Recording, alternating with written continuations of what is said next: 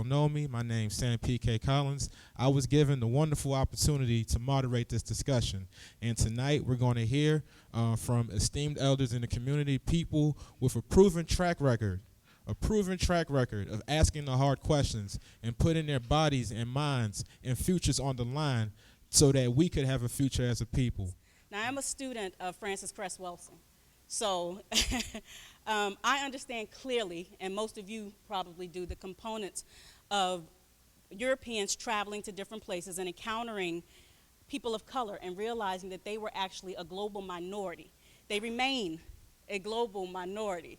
But whenever that shift threatens power bases, what you end up with are what we have now with Trump.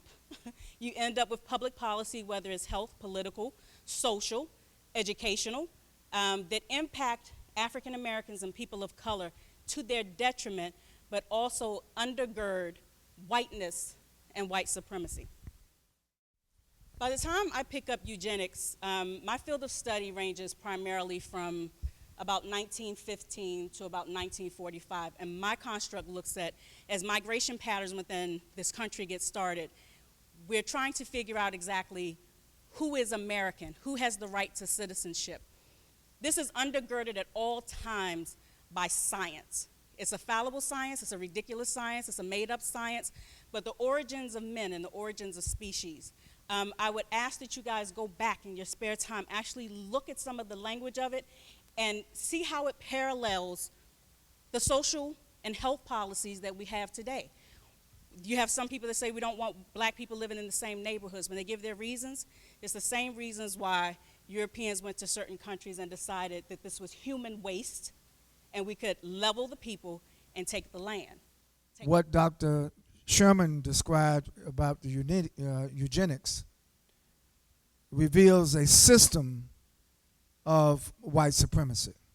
Not just a notion, but a system that used pseudoscience, pseudomath. And I think it's interesting that we have some people now in power in the United States that are still using alternative facts, alternative truth, systematically.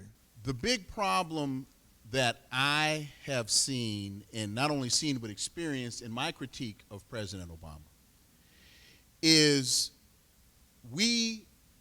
too many of us are so caught up in the politics of pigment and the politics of personality that we have failed to understand the politics of policy. And politics, at the end of the day, is about policy output. And if you, as a political constituent, are not getting from the system the output that you voted for or the output that you supported, then you are supposed to be critical of that system. Because our sister would tell you, when you lose your health, you are vulnerable to other things. We shouldn't have the highest rate of diabetes, the highest rate of childhood cancer, the highest. 60% of all the children in Harlem have asthma. They're not born with it, but they get it because of the exposure to toxic environment. The poor health status of black Americans contributes to the sustainability of poverty in our community. Some of us are so sick we can't afford to go to the doctor. We should not bow down to those who have historically and contemporarily want to oppress us. We should stand up in the face of oppression. That if you want to challenge something, you better understand how it was built, how it's put together.